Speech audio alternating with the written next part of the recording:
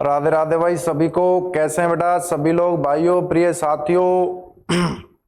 मेरा नाम है भाई जितेंद्र शर्मा और हमने यहाँ जो है एक साइंस स्ट्रीम को लेकर शुरुआत की हुई है, जिसमें हमने 9th-10th की साइंस भी स्टार्ट की हुई है और साथ साथ 11th-12th की केमिस्ट्री भी स्टार्ट की हुई है। और 10th क्लास का हमने जो है भाई सिंपल ही अपना केमिस्ट्री वाला पोर्शन स्टार्ट कर दिया है, जिसमें हमने chapter first chemical reaction and equations की बात कर रहे हैं भाई। इसमें हम चैप्टर फर्स्ट जिसमें हमने स्टार्ट किया हुआ है केमिकल रिएक्शंस एंड इक्वेशंस।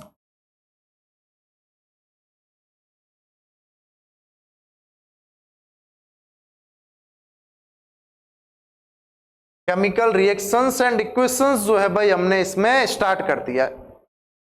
अब क्या क्या था, सबसे पहले तो रिएक्शन को बैलेंस करना सिखाया भाई। बैलेंस एक बहुत ही मस्ट कॉमन चीज है जो आपको आनी चाहिए, और वो आएगी कब, कैसे आएगी? जिनको आती है बहुत बढ़िया बात है, नहीं आती है कोई तो समस्या थोड़ी है, नहीं आती है तो नहीं आती है भाई, क्या कर सकते हैं इसमें।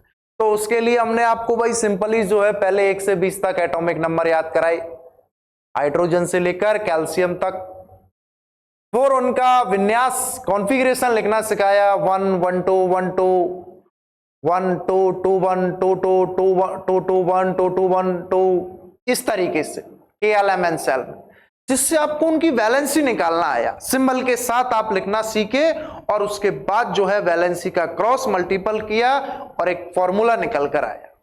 उसके बाद उनको हमने बैलेंस करना भी क्या कर दिया था, सिंपल स्टार्ट कर दिया था।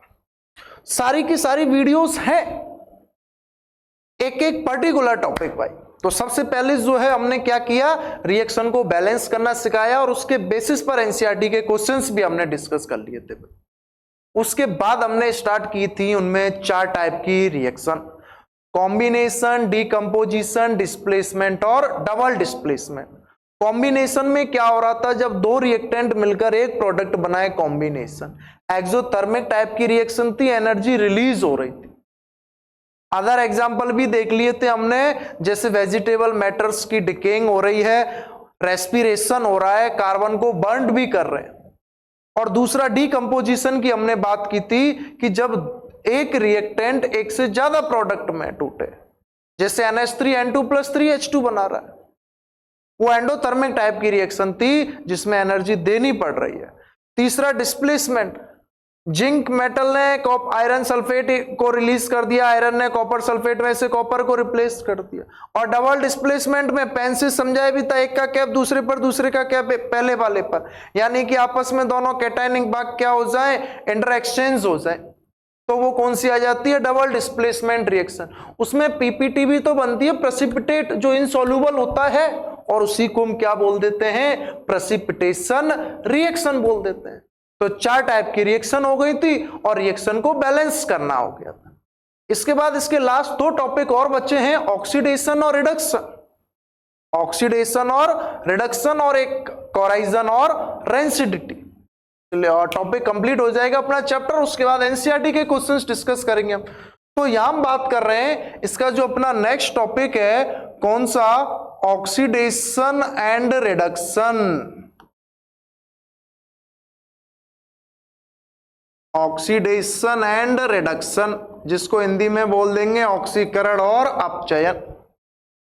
अगर पर्टिकुलर डेफिनेशन की मैं बात करूं तो ऑक्सीडेशन का मतलब होता है addition of oxygen, add oxygen. अगर ऑक्सीजन जुड़ रहा है तो उसका मतलब है ऑक्सीडेशन, और अगर रिमूव हो रहा है, रिमूव ऑक्सीजन, अगर ऑक्सीजन रिमूव हो रहा है तो वो क्या है, रिडक्शन। ऑक्सीजन के केस में, ये तो ऑक्सीजन के केस में हो गया। अगर दूसरा हाइड्रोजन के केस में बात करूं तो अपोजिट हो जाएगा, रिमूव हाइड्रोजन। अगर हाइड्रोजन रिमूव हो रहा है तो वो ऑक्सीडेशन है, और अगर हाइड्रोजन ऐड हो रहा है, अगर हाइड्रोजन ऐड हो रहा है तो वो अपना क्या हो जाएगा, रिडक्शन हो जाएगा। तो दोनों के केस में बात कर लेते हैं, ऑक्सीजन के केस में और रिडक्शन के, हाइड्रोजन के केस में। डाउट नहीं रखना है कि भाई ऑक्सीडेशन ऑक्सीजन का ऐड होना, अगर ऑक्सीजन ऐड हो रहा है तो हाइड्रोजन रिमूव होगा, रिलीज होगा। और रिडक्शन का मतलब अगर उसमें ऑक्सीडेशन में ऑक्सीजन ऐड हो रहा है तो रिडक्शन में ऑक्सीजन क्या होगा, रिमूव होगा। ऑक्सीजन क्या होगा भाई, रिमूव होगा। अगर ऑक्सीजन रिमूव हो रहा है तो हाइड्रोजन क्या हो जाएगा, ऐड हो जाएगा। तो ये हो जाते हैं अपने ऑक्सीडेशन और रिडक्शन। अब देखो मैं एग्जांपल की बात करूं, जैसे जिंक है, जिंक की अभिक्रिया ऑक्सीजन के साथ कराई, क्या बन गया, जिंक ऑक्साइड। अरे क्या बन गया, जिंक ऑक्साइड। ZNO बन गया, नहीं बन गया। रिएक्शन को बैलेंस कर दोगे, यहां 2 लगा दो, यहां 2 लगा दो। तो जिंक ऑक्सीजन से जुड़ा है तो इसमें क्या हुआ है, ऑक्सीजन ऐड हुआ है। क्या हुआ भाई, ऑक्सीजन ऐड हुआ है। ऑक्सीजन इसमें ऐड हुआ है तो किस टाइप की रिएक्शन हो गई है, ऑक्सीडेशन टाइप की रिएक्शन हो गई या नहीं हो गई, बताएं भाई सभी लोग, किस टाइप की रिएक्शन हो गई, ऑक्सीडेशन टाइप की। दूसरा एग्जांपल लिख लूं, जैसे CuO है, ये किस में टूटा, कॉपर प्लस ऑक्सीजन में टूटा। अब इसमें तो क्या हुआ है, कॉपर में से ऑक्सीजन निकली है, कॉपर में से क्या निकली है, ऑक्सीजन निकली है, यानी कि भैया ऑक्सीजन रिलीज हुई है। अगर ऑक्सीजन रिलीज हुई है तो इसको मैं क्या बोल दूंगा, रिडक्शन बोल दूंगा। ऑक्सीजन रिलीज हो रही है तो इसको मैं सिंपली क्या बोल दूंगा, रिडक्शन बोल दूंगा। बात समझ में आ रही है, नहीं आ रही है। अब हाइड्रोजन के केस में और बात कर लें, अगर जैसे मान के चलो ये है कोई अभिक्रिया C2H4, ठीक है, C2H4 है, इसमें मैंने H2 जोड़ा और क्या बन गया, C2H6 बन गया। तो आप देख रहे हो इसमें हाइड्रोजन क्या हुए हैं, ऐड हुआ है या नहीं हुआ है। अरे इसमें क्या हुआ है, हाइड्रोजन ऐड हुआ है। हाइड्रोजन ऐड हो रहा है यानी कि किसकी बात कर रहे हैं, रिडक्शन की बात कर रहे हैं। किसकी बात हो रही है, रिडक्शन की बात हो रही है कि इसमें हाइड्रोजन क्या हुआ है, ऐड हुआ है। मेनली जो अपने सिलेबस में वो बात होगी वो किसके केस में बात होगी, ऑक्सीजन वाले केस में, कि अगर ऑक्सीजन ऐड हो रहा है तो ऑक्सीडेशन, और अगर ऑक्सीजन रिलीज हो रहा है तो रिडक्शन। और हाइड्रोजन का कंपेयर कर ले, अगर हाइड्रोजन रिलीज हो रहा है तो ऑक्सीडेशन, और हाइड्रोजन ऐड हो रहा है या गेन हो रहा है तो सिंपल रिडक्शन। अब तो एक याद रख लो भाई, ऑक्सीजन का ऐड होना ऑक्सीडेशन, तो जाहिर सी बात है ऑक्सीजन का रिलीज होना रिडक्शन। अगर ऑक्सीजन ऐड हो रहा है तो हाइड्रोजन रिलीज होगा, ऑक्सीडेशन, और उधर हाइड्रोजन ऐड होगा, ऑक्सीजन रिलीज होगा, तो वो क्या हो जाएगा, सिंपली रिडक्शन हो जाएगा। ये दो डेफिनेशन समझ में आ रही है, नहीं आ रही है, एक तो अपनी ऑक्सीडेशन की और एक अपनी रिडक्शन की। अब एक्चुअली में क्या होता है, एक अपनी जो है भाई वो रेडॉक्स रिएक्शन होती है, अपनी क्या होती है, एक रेडॉक्स रिएक्शन।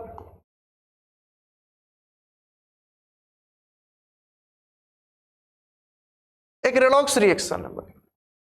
रेडॉक्स रिएक्शन क्या है, जिसमें ऑक्सीडेशन और रिडक्शन दोनों प्रोसेस हो, उसको हम रेडॉक्स रिएक्शन बोल देते हैं।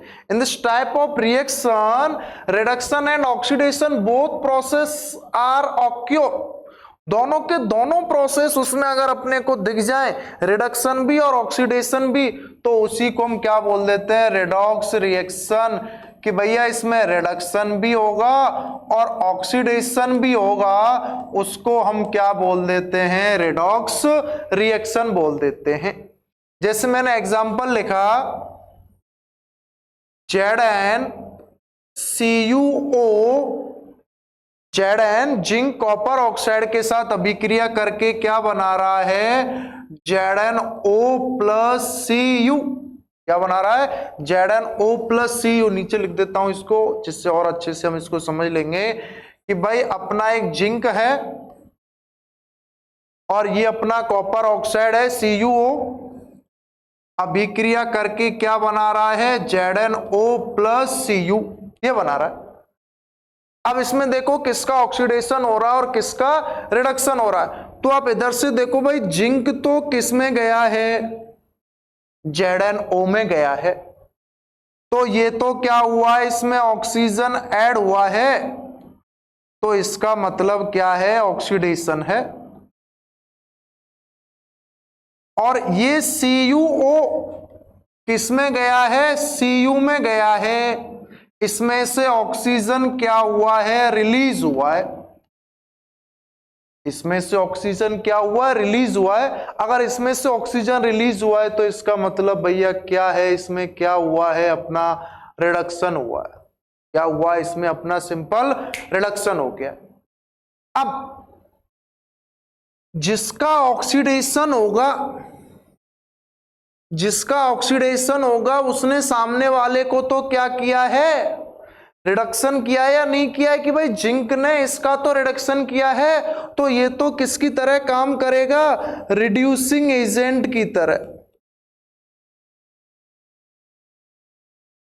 यानी कि रिड्यूसिंग एजेंट सेल्फ तो ऑक्सीडाइज होते हैं और सामने वाले को क्या कर देते हैं, रिड्यूस कर देते हैं। रिड्यूसिंग नेचर, रिड्यूसिंग एजेंट यानी कि सामने वाले का रिडक्शन हो रहा है। और जब हम इसकी बात करें कॉपर ऑक्साइड की, तो खुद का तो रिडक्शन हो रहा है, लेकिन जिंक का क्या कर दिया, इसने ऑक्सीडेशन कर दिया। अरे खुद का तो रिडक्शन हो रहा है, लेकिन जिंक का क्या कर दिया, इसने ऑक्सीडेशन कर दिया है। तो भैया ये किसकी तरह काम करेगा, अपना ऑक्सीडाइजिंग एजेंट की तरह, या इसका नेचर क्या होगा, ऑक्सीडाइजिंग नेचर हो जाएगा। इसका नेचर क्या हो जाएगा, ऑक्सीडाइजिंग नेचर हो जाएगा।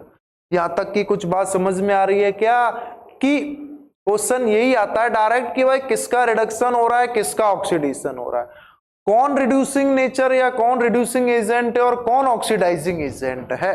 तो आपको यहां से इजीली पता चल रहा है कि ऑक्सीजन जुड़ रहा है तो ऑक्सीडेशन, और ऑक्सीजन रिलीज हो रहा है तो रिडक्शन।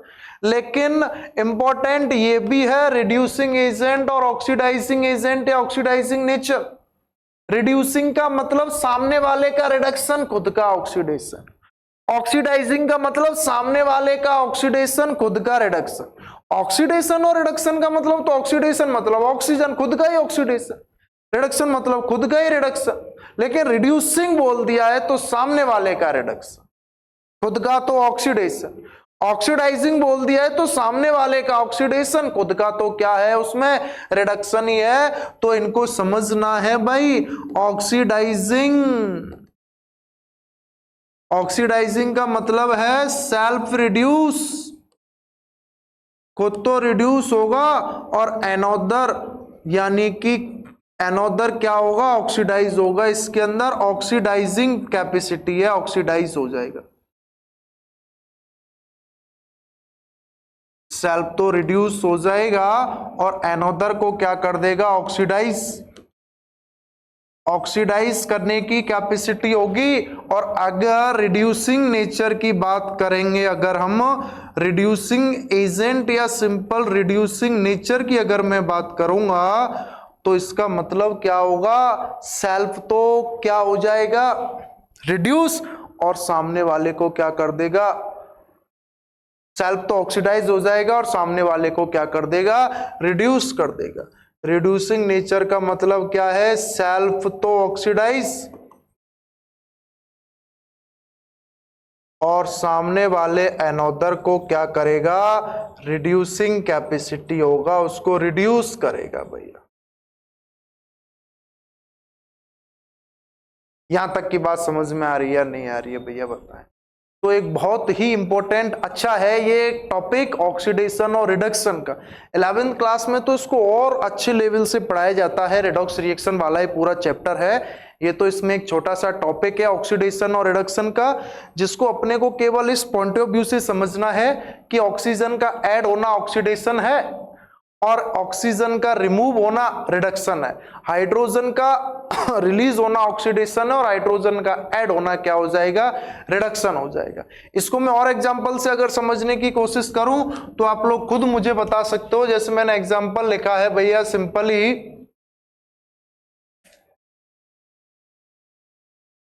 कोई सा भी एग्जांपल ले सकते हैं। जैसे मैंने मरकरी का ले लिया,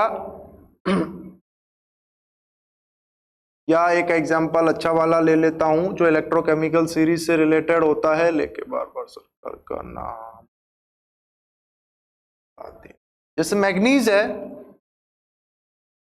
और इसकी अभिक्रिया एल्यूमिनियम ऑक्साइड के साथ करा दे तो ये क्या बना रहा है, Mn2O3 प्लस एल्यूमिनियम।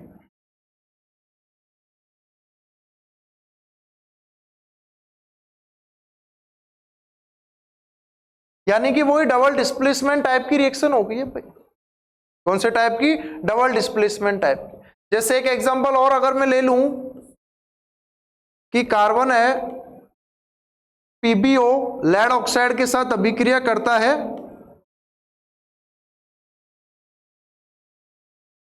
Pb है भाई, क्या बना देगा, Pb प्लस CO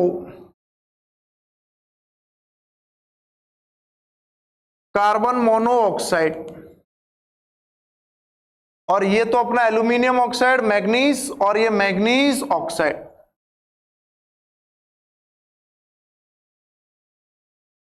और वही 4 क्वेश्चन पूछे जाएंगे दोनों से कि भाई किसका ऑक्सीडेशन हो रहा है, किसका रिडक्शन हो रहा है, कौन ऑक्सीडाइजिंग नेचर है या कौन ऑक्सीडाइजिंग एजेंट है और कौन रिड्यूसिंग रिएजेंट है। ये चीजें पूछी जाएंगी सिंपल इसमें। तो आप चुटकी से तुरंत देखते ही बता दोगे कि भाई मैग्नीज तो जो है Mn किसमें कन्वर्ट हुआ है, Mn2O3 में। इसमें तो ऑक्सीजन ऐड हुआ है या नहीं हुआ है, इसमें ऑक्सीजन ऐड हुआ है, इसका मतलब इसका तो क्या हुआ है, ऑक्सीडेशन हो गया। और इसने खुद का तो ऑक्सीडेशन किया है लेकिन इस सामने वाले का रिडक्शन कर दिया है, एल्यूमिनियम ऑक्साइड में से, एल्यूमिनियम में से ऑक्सीजन को निकाल दिया इसने। तो ये खुद किसकी तरह काम करेगा, सिंपल रिड्यूसिंग एजेंट की तरह। खुद किसकी तरह काम कर जाएगा, रिड्यूसिंग एजेंट की तरह काम करेगा भैया खुद तो। और इधर ये एल्यूमिनियम ऑक्साइड है और इसने ऑक्सीजन को निकाला है, यहां से ऑक्सीजन रिलीज हुआ है। अगर यहां से ऑक्सीजन रिलीज हुआ है तो इसका मतलब यहां क्या हुआ है, इसका भैया रिडक्शन हुआ है। का क्या हुआ है, यहां पर रिडक्शन हुआ है। खुद का तो रिडक्शन हुआ है लेकिन इसने इसको क्या किया है, ऑक्सीडाइज किया है। तो ये किसकी तरह काम करेगा, ऑक्सीडाइजिंग एजेंट, ऑक्सीडाइजिंग नेचर की तरह काम करेगा भाई। किसकी तरह काम करेगा, खुद ऑक्सीडाइजिंग एजेंट की तरह काम कर जाएगा, ऑक्सीडाइजिंग रिएजेंट की तरह काम करेगा। इधर आ जाओ,